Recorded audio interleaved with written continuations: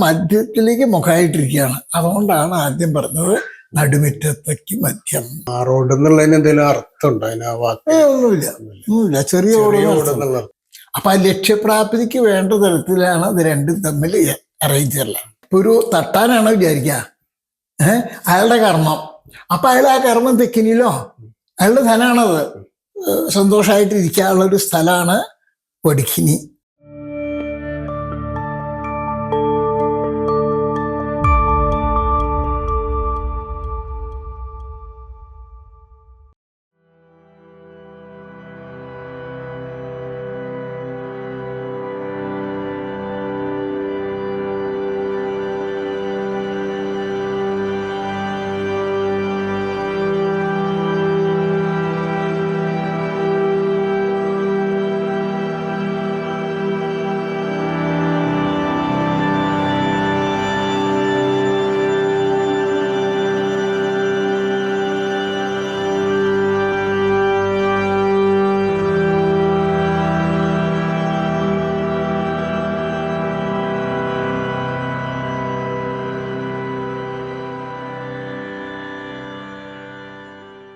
നമസ്കാരം. നമസ്കാരം. വളരെ സന്തോഷം.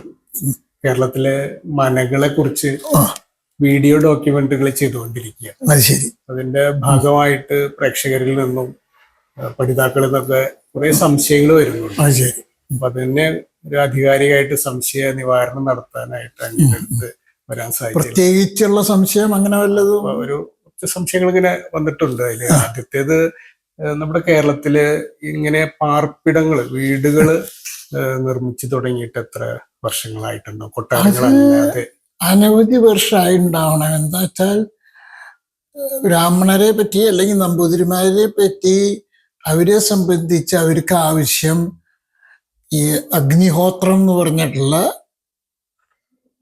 ഹോമാദികൾ ചെയ്യാം. പിന്നെ ഒന്നുള്ളത് പശുപരിപാലനമാണ്.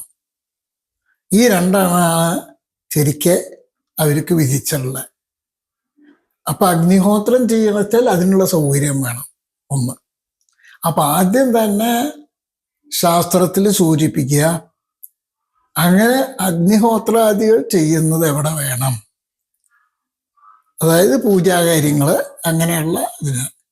അപ്പൊ അതിന് ശാസ്ത്രത്തിൽ പ്രത്യേകിച്ച് പറയുന്നുണ്ട്, അത് കിഴുക്കിനി ഉപയോഗിക്കാം. അപ്പോൾ നാലുകെട്ടിൽ പണിയുന്ന കിഴക്കേ വശത്ത് വരുന്ന ആ നടുമിറ്റത്തിനെ ബേസ് ചെയ്തിട്ട്, നടുമിറ്റാണ് അതിൻ്റെ സോഴ്സ് അല്ലെങ്കിൽ ബ്രഹ്മസ്ഥാനം എന്ന് പറയുക. അപ്പൊ അതിലേക്ക് കേന്ദ്രീകരിച്ചിരിക്കുന്ന അല്ലെങ്കിൽ മുഖമായിട്ടിരിക്കുന്ന ഗൃഹങ്ങളാണൊക്കെ. അപ്പൊ നാലുകെട്ട് പറഞ്ഞു കഴിഞ്ഞിട്ടുണ്ടെങ്കിൽ കിഴക്ക് വശത്തുള്ളതിന് കിഴക്കിനി പറയും. അതിൻ്റെ മുഖം പടിഞ്ഞാട്ടാണ്. വടക്ക് വശത്തുള്ളതിന് വടിക്കിനി പറയും. അതിൻ്റെ മുഖം തെക്കോട്ടുമാണ്. അതേമാതിരി തെക്ക് വശത്തുള്ളതിൻ്റെ മുഖം വടക്കോട്ട്, തെക്കിനി. പടിഞ്ഞാറ് വശത്തുള്ളതിൻ്റെ മുഖം കിഴക്കോട്ട്. ഇതാണ് അതിൻ്റെ സങ്കല്പങ്ങൾ. അപ്പം അതിൽ ആദ്യം അവർക്ക് വിധിച്ച കർമ്മം ചെയ്യാൻ പൂജാധികാര്യങ്ങളും അതേമാതിരി ഹോമാധികാര്യങ്ങളും ചെയ്യാൻ ശാസ്ത്രം സൂചിപ്പിക്കുക കിഴക്കിനെയാണ് ആദ്യം പറയുക. പക്ഷെ ചില സാഹചര്യങ്ങളിൽ വടിക്കിനിയിലാവാന്ന് പറയും. അപ്പോൾ കിഴക്കിനിയിലും വടിക്കിനിയിലും ഒരുപോലെ കാര്യങ്ങൾ നടത്താവുന്നതാണ് എന്നുള്ളൊരു സങ്കല്പത്തിലാണ് പറയുക. അപ്പൊ അതേപോലെ തന്നെ അങ്ങനെ കിഴക്കിനിയിൽ ഒരു ഭാഗത്ത് ഇങ്ങനെ ഹോമാദികൾ നടത്തുകയാണെന്ന് വെച്ചിട്ടുണ്ടെങ്കിൽ, അതായത് സുഖത്തിനുള്ളതാണല്ലോ അതൊക്കെ ചെയ്യണത്. അപ്പൊ അതിന്റെ കൂട്ടത്തിൽ ഭക്ഷണകാര്യം വേണമല്ലോ. അപ്പോ കിഴക്കിനിലാണ് ഹോമാദികൾ നടത്തണത്, അതിന് വടിക്കിനി വേണ്ടി പറയും. ഭക്ഷണകാര്യങ്ങൾ, ഭക്ഷണം വെക്കാനും ഭക്ഷണം കഴിക്കാനും അങ്ങനെയുള്ള ശാസ്ത്രം. അപ്പൊ അതും ഇന്റർചേഞ്ച് ചെയ്യാന്നർത്ഥം. അപ്പൊ വടിക്കിനിയിലാണ് ഈ ഹോമാദികൾ ചെയ്യുന്നതെന്ന് വെച്ച് കഴിഞ്ഞിട്ടുണ്ടെങ്കിൽ അപ്പൊ എന്ത് വരും, കിഴക്കിനിയിൽ ഭക്ഷണം ഉണ്ടാക്കാം. അപ്പൊ അങ്ങനെ ഒരു അതിൻ്റെ കൂട്ടത്തിൽ തന്നെ അത് ഒരു സുഖാലയം, വടിക്കിനെ സംബന്ധിച്ച് സുഖാലയം എന്ന് പറയും. അപ്പൊ ഇന്നത്തെ വിലക്കൊക്കെ പറയുകയാണെന്ന് വെച്ചാൽ നമ്മൾ ടി വി ഒക്കെ കണ്ടിട്ട് എല്ലാ കുടുംബക്കാരെ കൂടി ഇരിക്കാനോ അങ്ങനെയുള്ളൊരു ഒരു സന്തോഷമായിട്ടിരിക്കാനുള്ള ഒരു സ്ഥലമാണ് വടിക്കിനി.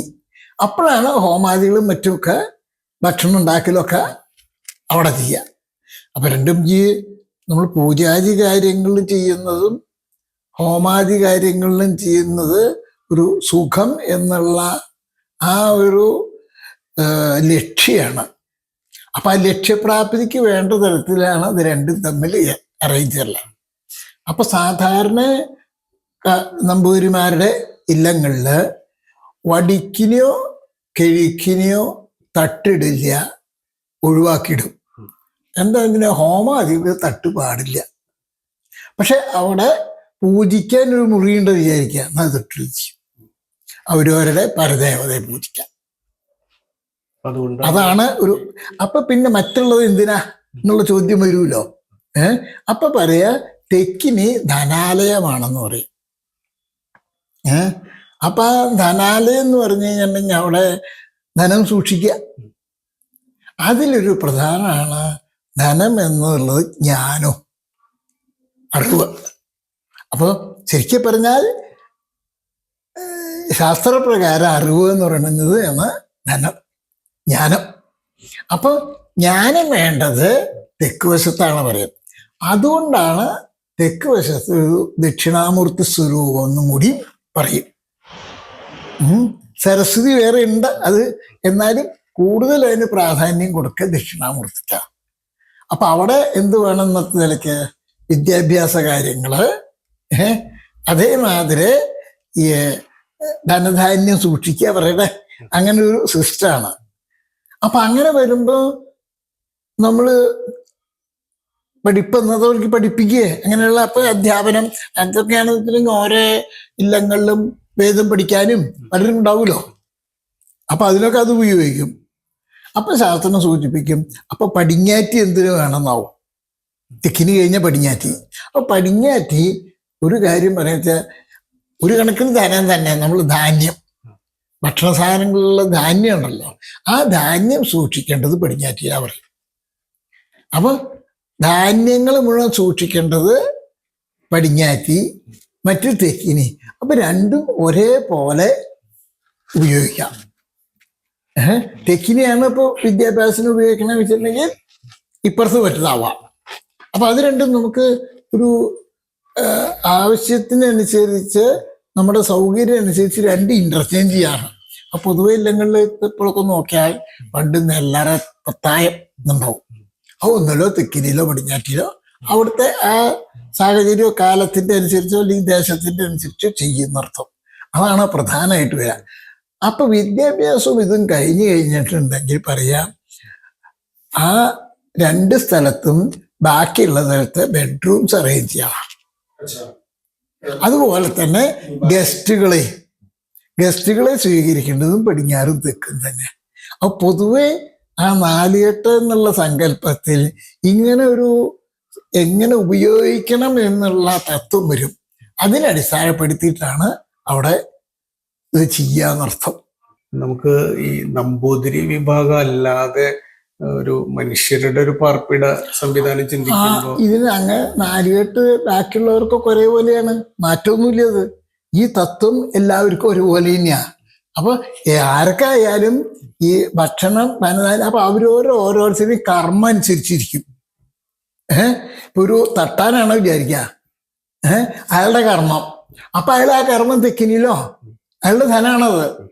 അപ്പൊ ആ ഒരു ചിന്ത വെച്ചിട്ട് വേണം അത് അറേഞ്ച് ചെയ്യാൻ എന്നർത്ഥം. അവർക്ക് മറ്റുള്ള ജാതിക്കാർക്കെന്റെ പൂജാതി കാര്യങ്ങളിൽ അത്ര ഉണ്ടാവില്ല. പക്ഷെ അവർക്ക് ഇരുന്ന് പ്രാർത്ഥിക്കാനോ ഒക്കെ ആ തത്വത്തിൽ അവിടെ ചെയ്യാവുന്നു. അപ്പൊ സാധാരണക്കാരെ സംബന്ധിച്ച് നമ്മളിപ്പോൾ പൂജാമുറി ഉണ്ടാക്കുകയാണ്, അല്ലെങ്കിൽ നമ്മുടെ അലമാര എന്തായിട്ടുണ്ടെങ്കിൽ ധനധാന്യങ്ങൾ സൂക്ഷിക്കാനുള്ളത് ഉണ്ടാക്കിയിട്ട് ഇതേ പ്രിൻസിപ്പിൾ അവിടെ ഉപയോഗിക്കാമെന്നർത്ഥം.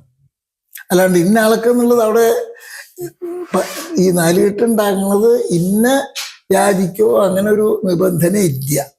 പറയുമ്പോൾ പറയും കിഴക്കിനി ബ്രാഹ്മണനാണ്, തെക്കിനി ക്ഷത്രിയനാണ്, പടിഞ്ഞാറ്റ് ശൂദ്രനാണ്, വടക്കിന് വൈശ്യനാണെന്നൊക്കെ പറയും. പക്ഷെ അതുകൊണ്ട് ഈ ആ ചെയ്യേണ്ട കർമ്മങ്ങളിൽ അതായത് രാജ്യക്കാരൊക്കെ അനുസരിച്ച് അവരവരുടെ കർമ്മവ്യവസ്ഥ അനുസരിച്ച് അത് ഇതിലേക്ക് ഉപയോഗിക്കണം എന്നേ ഉള്ളൂ. രാജവംശം അല്ലെങ്കിൽ രാജാക്കന്മാരുമായിട്ട് ബന്ധപ്പെട്ടിട്ടാണ് വലിയ കെട്ടിടങ്ങൾ ആദ്യം പാർപ്പിടത്തിലുണ്ടായിരുന്നു. അങ്ങനെ അത് രാജാക്കന്മാർ രാജധാനി എന്ന് പറയും. അപ്പൊ രാജധാനിക്ക് അതിലേക്ക് കുറച്ചും കൂടി സിസ്റ്റം ഒന്ന് മാറും. അപ്പൊ എന്ത് വരും, അവിടെ ആദ്യം രാജധാനി എവിടെ വേണ്ടേ പറയും, മന്ത്രിമാർക്ക് ഗൃഹങ്ങൾ എവിടെ വേണ്ടേ പറയും, അതിന്റെ കൂട്ട സൈനിക മേധാവി അങ്ങനെയുള്ളവർക്കുള്ള ചില നിബന്ധനകൾ അതിൽ സൂചിപ്പിച്ചിട്ടുണ്ട്. അങ്ങനെ ആ തരത്തിലുള്ള എല്ലാത്തിനും സിസ്റ്റവും അടിസ്ഥാനവും ഈ നാലുകെട്ട് എന്നുള്ള ആ ഒരു അടിസ്ഥാനത്തിലാണ്. അല്ലെങ്കിൽ ആ ഒരു കോമ്പൗണ്ട് ഉണ്ട് വിചാരിക്കാം, അപ്പൊ അതിന്റെ രാജധാനികളെ ചുരുക്കത്തിൽ പറയുകയാണെന്ന് വെച്ചാൽ രാജാവിന് താമസിക്കാൻ ഇതിനൊക്കെ തെക്കിനെയോ പടിഞ്ഞാറ്റോ വേണമെന്ന് പറയും. അത് കഴിഞ്ഞ് അവരുടെ ആയുധപ്പെര, കുതിര ലായം, ഇങ്ങനത്തെ ഒക്കെ തെക്ക് വശത്തോ അല്ലെങ്കിൽ അതിനനുസരിച്ച് പറയുന്നർത്ഥം. അപ്പോൾ അതിലൊക്കെയുള്ള സംവിധാനത്തിൽ പറഞ്ഞിട്ടുണ്ട്. അപ്പൊ സിസ്റ്റം മുഴുവൻ നാലുകെട്ടാവും. അപ്പൊ ഓരോരുത്തർക്കും വേണ്ട ഈ തത്വം അനുസരിച്ച് അവർക്കും ഭക്ഷണം ചെയ്യണല്ലോ. ആ ഭക്ഷണം കഴിഞ്ഞാൽ വടിക്കലി കഴിക്കലി ഏതാച്ചാവാന്ന് പറയും, അതിനൊന്നും യാതൊരു വിരോധമില്ല. പിന്നെ അതേപോലെ തന്നെ രാജധാനി ആകുമ്പോൾ എന്ത് വരും, അവർക്ക് ഭക്ഷണം തയ്യാറാക്കാൻ ചിലപ്പോൾ ഔട്ട് ഹൗസ് വേണ്ടി വരും, അല്ലെങ്കിൽ അവർ മാനേജറെ മുതൽക്ക് താമസിക്കാനുള്ള ഔട്ട് ഹൗസ് വേണ്ടി വരും. അപ്പൊ അതിനൊക്കെ പത്തായപ്പര ഒരു സിസ്റ്റം ഉണ്ട്. നെല്ല് സൂക്ഷിക്കാനോ അവരുടെ എന്താ വെച്ചാൽ എക്കോണമി സൂക്ഷിക്കാനോ. അപ്പൊ അതിന് പറയും അങ്ങനെയുള്ള പത്തായവരകളെ തെക്ക് വശത്തോ പടിഞ്ഞാറ് വശത്തോ പണിയാണ്.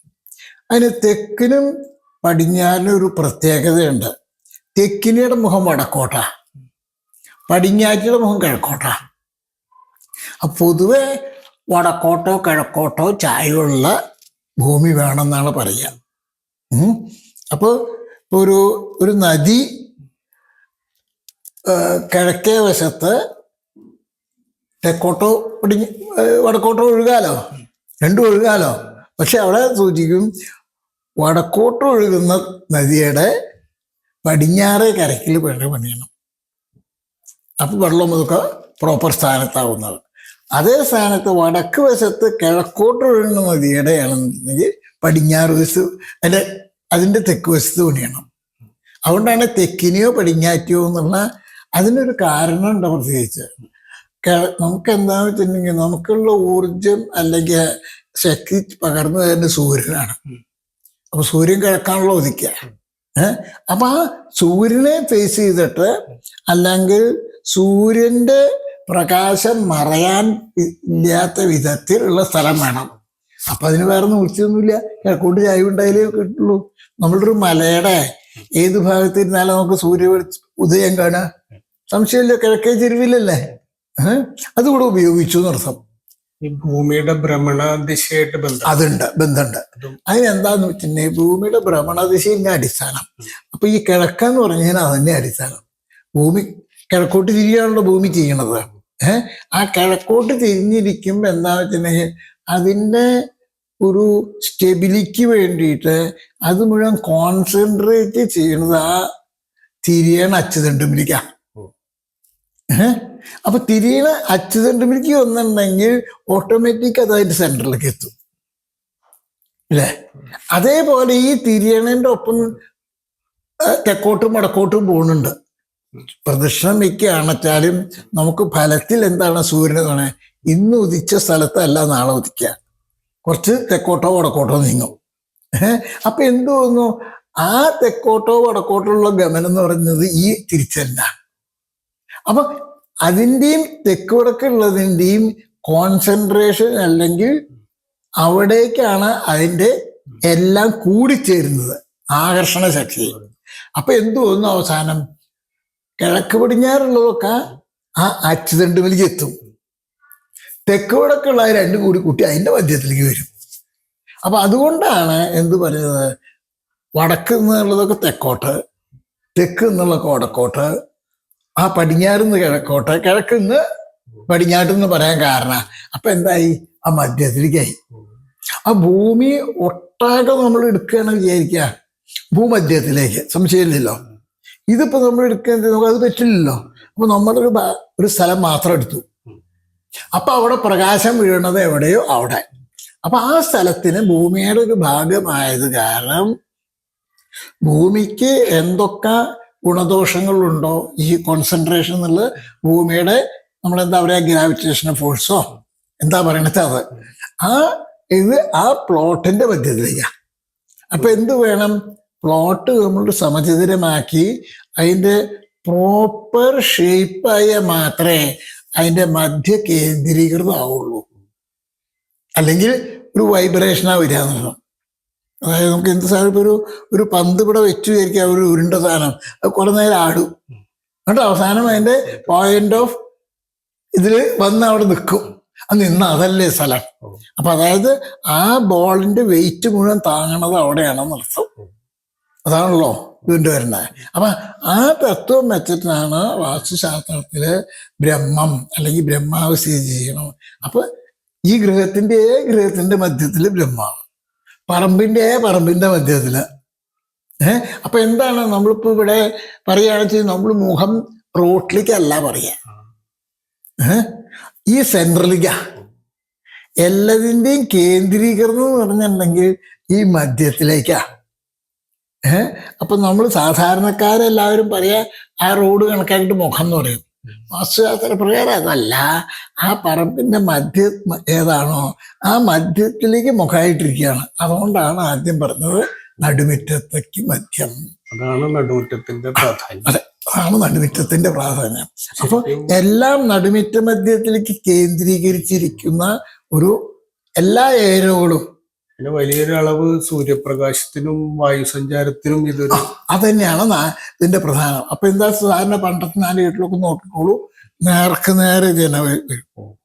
അതിന് കാരണം എന്താണ്, വായുവിന് എപ്പോഴും ഒരു സഞ്ചരിക്കാനുള്ള എളുപ്പം നേരെയാ.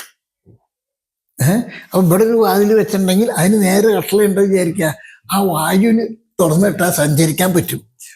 ഇപ്പൊ അവിടെയും ഇവിടെ വെച്ച് വിചാരിക്കുക, ഇങ്ങനെ വന്ന് വളഞ്ഞു പോണം കണ്ടേ. അപ്പൊ അത് ഒരു ഒബ്സ്ട്രക്ഷൻ ചെറുതായിട്ട് അല്ലെങ്കിൽ ഒരു ഇൻകൺവീനിയൻസ് നോക്കിയാ ഉണ്ട്. അപ്പൊ അതുകൊണ്ട് അതല്ല വേണ്ടേ. അപ്പൊ അതുകൊണ്ടാണ് പഴയ നാലുകെട്ടിലൊക്കെ നോക്കിക്കോളൂ, എല്ലാം നേർക്ക് കാണും. സൂത്ര സങ്കല്പമൊക്കെ വരുന്നത് അതാണ് സൂത്രസങ്കല്പം. അപ്പൊ ഒരു മധ്യം ഉണ്ടെങ്കിൽ ആ മധ്യത്തിൽ വേറൊന്നും തടസ്സം വരാൻ പാടില്ല. അപ്പൊ ഈ നടുമിറ്റ മധ്യം എന്ന് പറഞ്ഞിട്ടുണ്ടെങ്കിൽ ആ നടുമിറ്റ മധ്യത്തുനിന്ന് തെക്കോട്ടും വടക്കോട്ടും കിഴക്കോട്ടും പടിഞ്ഞാട്ടും നോക്കിയാൽ നമുക്ക് പുറത്തേക്ക് കാണാൻ പറ്റണം. അപ്പോൾ സംവിധാനം ഇതില് വാതിലിന്റെ അറേഞ്ച്മെന്റ് സംവിധാനം പറയുമ്പോൾ അതും കൂടി വീക്ഷിച്ചിട്ടാ പറയുക. അതിൽ തന്നെ ആവണം അധികം. അതെ അതെ. ഈ കർണസൂത്ര സങ്കല്പം എങ്ങനെ വരും? അത് വേറെ. അതെന്താന്ന് വെച്ച് കഴിഞ്ഞിട്ടുണ്ടെങ്കിൽ ഈ കർണസൂത്രം എന്ന് പറയണത് തെക്ക് പടിഞ്ഞാറ് നിന്ന് വടക്ക് കിഴക്കോട്ട് പോകണമെന്നാണ് കർണസൂത്രം എന്ന് പറയുക. സമചിതരാക്കിയ ഒരു കോണുണ്ടാവുമല്ലോ.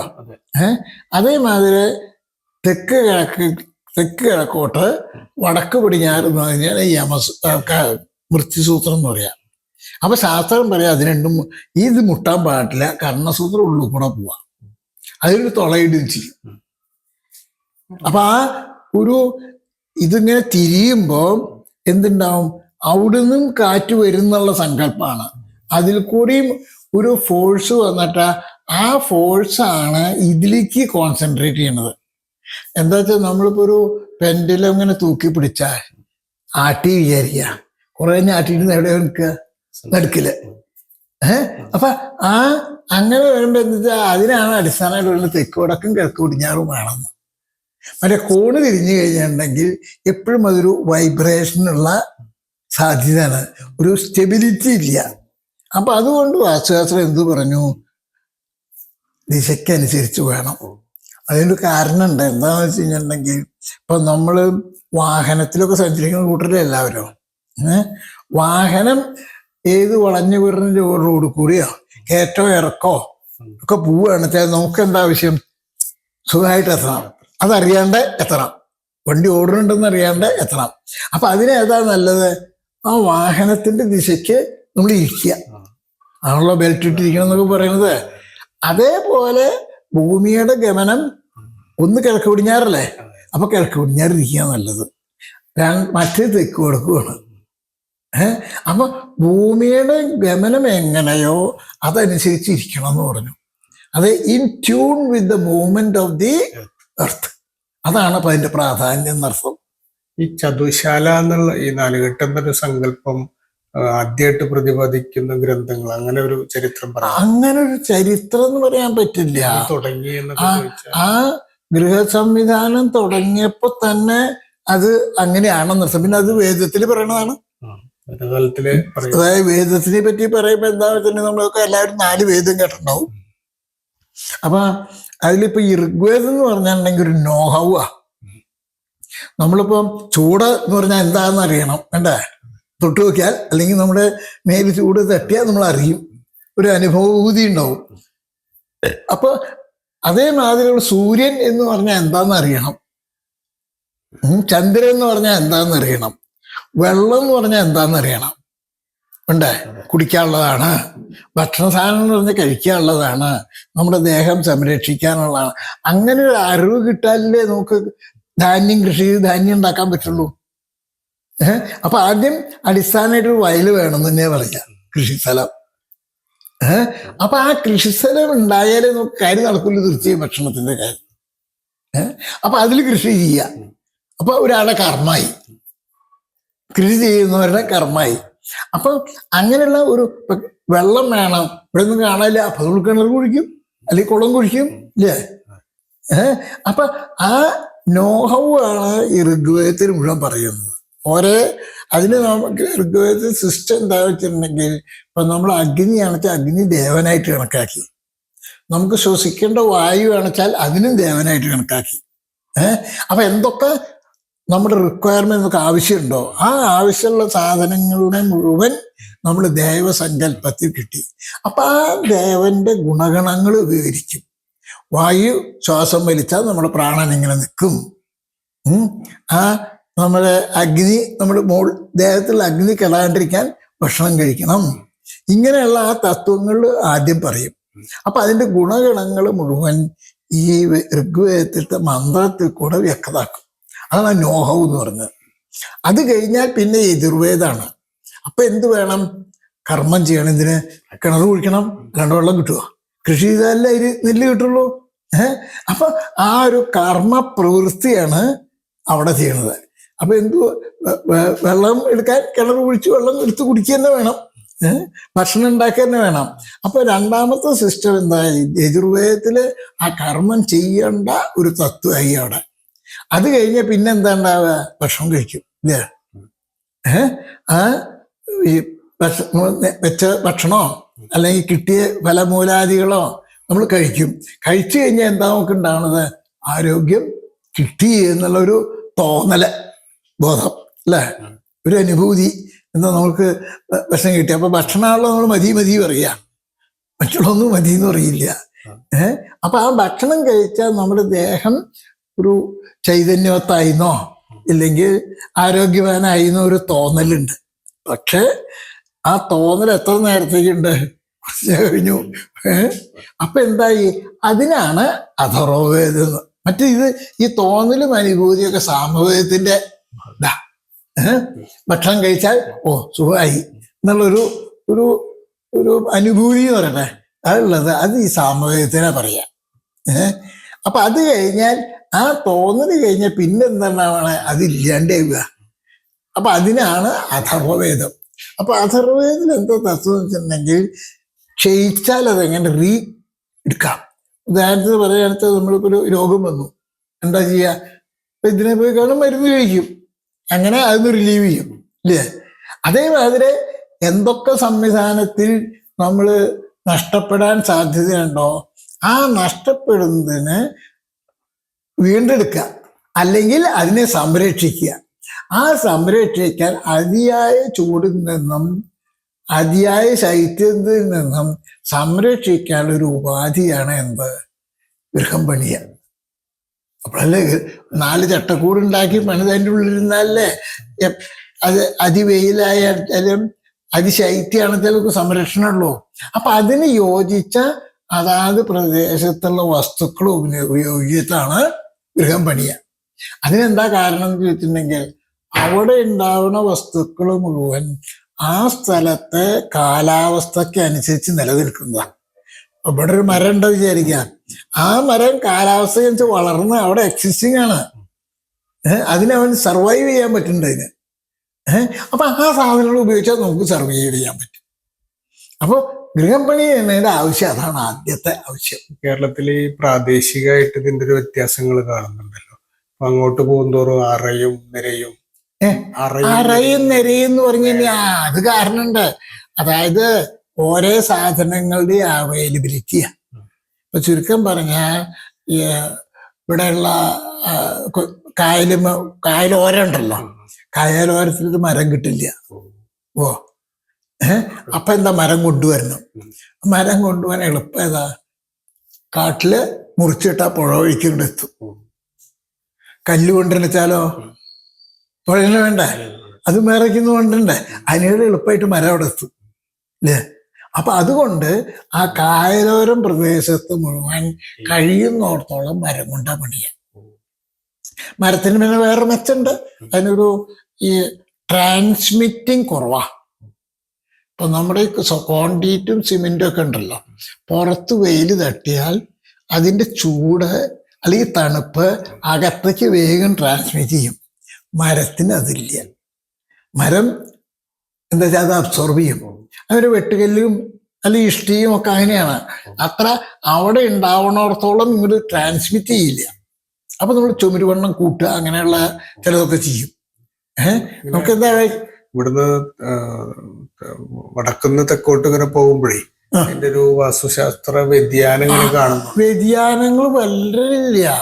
അതായത് ഇപ്പൊ ഞാൻ പറഞ്ഞ വെട്ടുകല്ല് കിട്ടുന്നോടത്ത് അതാത് പ്രദേശത്ത് കിട്ടുന്ന സാധനങ്ങൾ ഉപയോഗിക്കുന്നുള്ളൂ. ഈ വള്ളുവനാട് ഈ ഭാഗത്തേക്ക് വരുമ്പോ, വള്ളുവനാട് ഭാഗത്തേക്ക് വരുമ്പോ നാലുകെട്ടുകളും അങ്ങനെയുള്ളത് കൂടുതൽ. വള്ളുവനാട് വരുന്ന സമയം നാലുകെട്ട് കയറാറുണ്ടല്ലോ. അങ്ങോട്ട് പോകുന്തോറും ഈ അറയും നിരയും. അതെ, അറയും നിരയും നാലുകെട്ടിന്റെ ഒരു ഭാഗം അറയും നിരയാണെന്നേ ഉള്ളൂ, അല്ലാണ്ട് മറ്റതില്ല. സിംഗിൾ ഹൗസസ് ആണ് അതിനനുസരിച്ചിട്ട് അത് മരം ഉപയോഗിച്ച് ചെയ്യണമെന്നില്ലേ. നാലുകെട്ടന്നെ വേണം ശാസ്ത്രം പറയണില്ല. ആ ഓരോ ആവശ്യങ്ങൾക്കും ചുരുഗൃഹേ വേണ്ടു വെച്ചാൽ തെക്കിനെയോ പടിഞ്ഞാറ്റോ പണിതോളാൻ പറയും. അങ്ങോട്ട് പിന്നെ മഠങ്ങളും ഇതേപോലെ തന്നെയാണ്. മാറ്റമൊന്നുമില്ല. പ്രാദേശികമായിട്ട് ഇതിനൊരു ബന്ധം വരുന്നുണ്ട്. അപ്പൊ ഇങ്ങോട്ട് പ്രാദേശികമായിട്ട് സിസ്റ്റത്തിന് മാറ്റമില്ല, പക്ഷെ ഈ സാധനങ്ങളെ മാറ്റുള്ളൂ.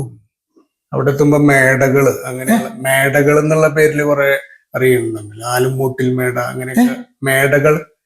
അങ്ങനൊരു ഒന്ന് ഇവിടെ മാളിക എന്ന് പറയുമ്പോ അവിടെ മേടം നിർത്തേ ഉള്ളൂ. പിന്നെ മാളിക പറഞ്ഞത് നമ്മള് രണ്ടു നില ഒറ്റയായിട്ട് പണിയുന്ന, അല്ലെങ്കിൽ ഇപ്പൊ ഞാൻ സൂചിയിൽ 10 പേര അതൊക്കെയാ പറയാ. പടിപ്പുര മാളിക, പടിപ്പുര മാളിക അതാ പറയാ, പടിപ്പുര മാളിക.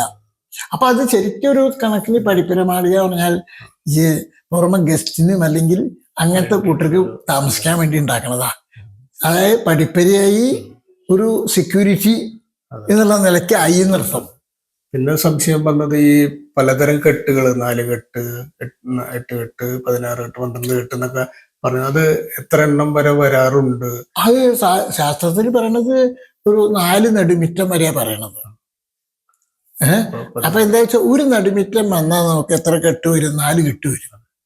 ഒരു നെടുമിറ്റം കൂടി വന്നാലോ 16 വരുന്ന പറയാ, 16 വരില്ല. എന്താ 3 വർഷം ആഡ് ചെയ്യണ്ടോ? അപ്പൊ 4 3 7 വരിക. ഇപ്പഴത്തേക്ക് പിന്നെ ആഡ് ചെയ്യുമ്പോ അവിടെയും 3 എണ്ണേ വേണ്ടു. അപ്പൊ 4 3 7 3 10 പിന്നെ 2 വശേ വേണ്ടു അല്ലേ. അപ്പൊ 10 2 12 4 നെടുമിറ്റം ഉണ്ടാവിച്ചാലും 16 കെട്ട് വരില്ല, 12 കെട്ട് വരില്ല. പേരങ്ങനെയാന്ന് മാത്രം. അതെ അതെ. അതിപ്പോ എന്താ വെച്ചിട്ടുണ്ടെങ്കിൽ ഈ വെളിച്ചവും കാറ്റും കൂടുതൽ കിട്ടാൻ സൗകര്യം നമുക്ക് അതേ ഉള്ളൂ. കൂട്ടി പണിത് കഴിഞ്ഞിട്ടുണ്ടെങ്കിൽ ഒരു വീട് മുറി കഴിഞ്ഞാൽ പിന്നെ 2 3 മുറികൾ വെച്ചാൽ എവിടുന്ന കാറ്റ് കിട്ടുക? ഈ കെട്ടുകൾ കൂട്ടുന്നതിന് എന്തെങ്കിലും ശാസ്ത്രീയത ഉണ്ടോ? ശാസ്ത്രീയതയുണ്ട്. അതായത് സാധാരണ പറയാൻ എന്താ വെച്ചിട്ടുണ്ടെങ്കിൽ തെക്ക് പടിഞ്ഞാറാണ് ആദ്യത്തെ വര പണിയ, പിന്നെ എക്സ്റ്റൻഷൻ മുഴുവൻ വടക്കോട്ടോ കിഴക്കോട്ടേ പാടുള്ളൂ. അല്ലാണ്ട് തെക്കോട്ടും പടിഞ്ഞാട്ടും പറയാറില്ല. തെക്ക് പടിഞ്ഞാറ് ആദ്യം. തെക്ക് പടിഞ്ഞാറ് ആദ്യം. അല്ലെങ്കിൽ എന്താ വെച്ചിട്ടുണ്ടെങ്കിൽ ഇപ്പൊ അങ്ങോട്ട് പണിത് തെക്കിരി പടിഞ്ഞാറ്റി അല്ലാണ്ടേ ആവും, തെക്കേ പെരയും പടിഞ്ഞാറേ പെരയും അല്ലാണ്ടേ ആവും ഇപ്പുറത്തേക്ക് കൂട്ടിയാൽ. അപ്പൊ അത് ഇതെന്ത് മാറും? വടക്കോ കിഴക്കോ ആവും. ഈ 4 നടുമുറ്റങ്ങളും വലിപ്പ വ്യത്യാസം വേണം. അതുണ്ടാവും, അത് വലിയ വ്യത്യാസം. അതിനെന്ത് അത് മെയിൻ നാലുകെട്ടിന് ആ നിബന്ധനകൾ പലതും ഉള്ളൂ. അതിന് കൂടുതൽ നിബന്ധനകളുണ്ട്. പിന്നെയുള്ള ആ അഡീഷൻസിന് അത്ര തന്നെ നിർബന്ധനയില്ല. വലിപ്പക്കുറവും ഉണ്ടാകാം. വലിപ്പക്കുറവും ആ ഉണ്ടാകും. വലിപ്പക്കുറവുണ്ടാവും. വലിപ്പക്കുറവ് എങ്ങനെയും ഉണ്ടാവും. പക്ഷെ അത് ചിലപ്പോൾ വീതി കുറഞ്ഞ് വളരെ നീളനാവും. പെരയുടെ നീളം കൂടണമെന്നുവെച്ചിട്ട്. കാരണം അത് മറ്റേ സാധാരണ നടുക്കിലുള്ള നെടുമിറ്റം എന്ന് പറഞ്ഞാൽ ഒരുവിധമൊക്കെ സ്ക്വയർ ആയിരിക്കും. കുറച്ചൊക്കെ റെക്റ്റാങ്കിൾ ഉണ്ടാവാം. പിന്നെ ഉള്ളതൊക്കെ അങ്ങനെ നിബന്ധനയില്ല. ഇപ്പോൾ കിഴക്ക് വശത്താ പണിയെന്ന് വെച്ചാൽ തെക്ക് വടക്കാവും നീളം, വടക്ക് വശത്താ വേണ്ടിയിട്ട് നീളം കിഴക്ക് പടിഞ്ഞാറാവും. നിർത്തിയില്ല അത്. അതിന് നിബന്ധന പറയണമില്ല. നിബന്ധനകളില്ല. പിന്നെ സംശയം വന്നത്, ഇപ്പൊ നിലവിൽ കാണുന്ന നാലുകെട്ടുകളും അല്ലെങ്കിൽ മനകളും എത്ര വർഷം പഴക്കം കാണാം പരമാവധിയൊക്കെ? അതിപ്പോ പറയാൻ പറ്റില്ല. അനവധി കാലത്ത് പഴക്കം ഉണ്ടാവാം. അതായത് ഇപ്പൊ ഇടക്കാലത്ത് പണ്ടൊക്കെ ആണെങ്കിൽ, വളരെ പണ്ടൊക്കെ ആണെന്നുണ്ടെങ്കിൽ ചിലപ്പോൾ ഓല മേഞ്ഞതാവും, അതിനനുസരിച്ചുള്ള, അല്ലെങ്കിൽ പട്ട മേഞ്ഞതാവും. പിൽക്കാലത്താണ് ഈ ഓടെന്നുള്ള ചെറിയ ഓടുകളാണ് വയ്ക്കുക. അന്ന് മരത്തിന് ക്ഷാമമില്ലല്ലോ. മരം നല്ലോണം പട്ടിയടിച്ച് ഇരട്ടി ചെറുതിൽ എത്ര വലിപ്പം ഉണ്ടാവുള്ളൂ മാറോടെന്ന് പറയും. അപ്പൊ അത് കൂടുതൽ അയച്ചു പണിയണം. നല്ല വെള്ളം മറിയാണ്ടിരിക്കുള്ളൂ. അത്രയേ ഉള്ളൂ. അതിപ്പോ മാറ്റി ഇങ്ങനത്തെ ഓട് വന്നത് എനിക്ക് തോന്നണത് 1850 ഈ മാംഗ്ലൂർ ടൈൽസ് എന്നാ പേര് പറയുക. അത് വന്നത് ഇപ്പൊ ശരിക്കും പറഞ്ഞപ്പോ ഒരു 1850 പറഞ്ഞാൽ 2200 കൊല്ലേ ഉണ്ടാവുള്ളൂ. അപ്പൊ ആ കാലത്ത് ഒരുവിധം അങ്ങനത്തെ പെരകളൊക്കെ പുതുക്കിയിട്ടുണ്ട്. ഈവൻ ക്ഷേത്രങ്ങൾ, ഞങ്ങളുടെ ക്ഷേത്രത്തിന് പണ്ട് മാറോടായിരുന്നു. അപ്പൊ അതുണ്ടെന്നർത്ഥം. അത് ക്ഷേത്രങ്ങളൊക്കെ ആകുമ്പോൾ അത് പിന്നെ ചെമ്പ് പലകയും അങ്ങനെയുള്ള സംവിധാനം ഉണ്ട്. അതിലേക്ക് മാറോട് എന്നുള്ളതിന് എന്തെങ്കിലും അർത്ഥമുണ്ടോ? ഒന്നുമില്ല. ചെറിയ അത് ഈ പറഞ്ഞ കാരണമായിരിക്കും. മരം കൂടുതലും അതെ, ഓട് കൊടുക്കും. അതന്നെ, അല്ലാണ്ട് വേറൊന്നുമില്ല. അത് ആ ഇവിടുത്തെ കാലാവസ്ഥയ്ക്ക് വെള്ളം ഒഴുകി പോവാനുള്ള യോജിപ്പോട് കൂടിയ ഈ ചെരിഞ്ഞ പെര ഉണ്ടാക്കേണ്ട തത്വം തന്നെ അതേ ഉള്ളൂ. പോർച്ചുഗീസ് കാലത്തെ ഓടുകളൊക്കെ അങ്ങനെയൊക്കെ ഉണ്ടാവും. പോർച്ചുഗീസ് കാലത്തെ അതെ, ആ പോർച്ചുഗീസുകാർ വന്നിട്ടാണ് ഈ പാറ്റോട് ഈ വലിയ ഓടുണ്ടായത്. അതേവരെ ആ വലിയ ഓടില്ല. ഇതുവരെ മാറോടായിരിക്കും. മാറോടായിരുന്നു, സംശയമില്ല. അന്ന് അതാണ് പോർച്ചുഗീസുകാർ വന്നിട്ട് ആദ്യം മംഗലാപുരത്താണ് ഈ ഓട് ഉണ്ടാക്കി തുടങ്ങിയത്. ഓട് ഉണ്ടാക്കണ വെച്ചാൽ അതിനുള്ള മണ്ണ് കിട്ടണം. അത് എന്താണ്, മലയത്തെ കുന്നമ്പലത്തിയ മണ്ണ് പറ്റില്ല, പാടത്തെ മണ്ണ് തന്നെ പറ്റുള്ളൂ. അപ്പൊ അതിന്റെ അവൈലബിലിറ്റി നോക്കിയിട്ടാണ് ചെയ്യണമെന്നർത്ഥം. അതുപോലെ സംശയം വന്നുള്ളത്, ഒറ്റ നിലയുള്ള നാലുകെട്ടുകൾ കുറെ ചേമഞ്ചേരി, വേമഞ്ചേരി അങ്ങനെയൊക്കെ. ചേമഞ്ചേരി മാത്രമല്ല, സാധാരണ ഒരു സിസ്റ്റം ആലുവ പുഴയ്ക്ക് തെക്കെന്ന് പറയട്ടെ, അവിടെ ഒന്നും 2 നില ഉണ്ടാവില്ല, അധികം ഒറ്റ നില ഉണ്ടാവുള്ളൂ. ആ പല കാരണങ്ങളും ഉണ്ടാവും, അതിനേതായാലും. അപ്പൊ ആ ഒറ്റ നില ഉള്ളൂ എന്ന് വെച്ച് കഴിഞ്ഞിട്ടുണ്ടെങ്കിൽ അതിന്റെ അടുത്ത് വേറെ ഔട്ടേഴ്സ് മാളികയായിട്ട് പണിയും. ഇത് ഒറ്റ നില ഉണ്ടാവുള്ളൂ. പക്ഷെ വടക്കോട്ട് അതില്ല. വടക്കോട്ട് ഒരു ദിവസം മുഴുവൻ ഒരു ഭാഗമെങ്കിലും ഉയർത്താതെ കണ്ട് കാണില്ല. അല്ലാതെ ഒറ്റ നില പഴയതും ബഹുനിലകൾ പുതിയതും അങ്ങനെ ഒട്ടുമില്ല. ആ സിസ്റ്റം ഇല്ല. വടക്കോട്ട് കിടന്ന സംശയമൊന്നുമില്ല. നാലുകെട്ട് മുഴുവൻ ഏതെങ്കിലും ഒരു ഭാഗത്ത് ഉയർത്താതെ കണ്ടില്ല. അത് ഉയർത്താതെ കണ്ടുള്ളത് ഇപ്പൊ ഇല്ലങ്ങൾ തന്നെ, മനകൾ തന്നെ ആലുവ പുഴ കഴിഞ്ഞാൽ പിന്നെ അവിടെ ഒന്നും അധികം വളരെ ദുർലഭം. ഇപ്പൊ സ്വർണ്ണത്ത് മന, അല്ലെങ്കിൽ അവിടെ പള്ളിപ്പുറത്ത് മന, ഇങ്ങനെ 1-2 മനകളിൽ മാത്രമേ ഈ ഉയർത്തി പണിതിട്ടുള്ളൂ. അതങ്ങ് പറഞ്ഞ കാരണം തന്നെയാകും കല്ല് കിട്ടാനുള്ളൊരു അതെ അവൈലബിലിറ്റി. അതിന് കാരണം പറയുന്നതെന്നുണ്ടെങ്കിൽ ആ ദേശത്തിന് യോജിച്ചത് എന്തോ അതുകൊണ്ട് പണിയണം തന്നെയാണ്. അത് കാരണം പലതും ഉണ്ടാവുമല്ലോ. അന്നത്തെ കാര്യത്തില് എളുപ്പത്തിൽ ട്രാൻസ്പോർട്ടേഷൻ പറ്റില്ല. അത് ആകെ ട്രാൻസ്പോർട്ടേഷൻ പറ്റുന്ന ഒരു സാധനമേ ഉള്ളൂ. മരം കാട്ടിൽ വെട്ടിയിട്ടാൽ മഴക്കാലത്ത് സാധനം ചുവട്ടിലെത്തിക്കോളെ, എവിടെ അടുത്തെത്തും.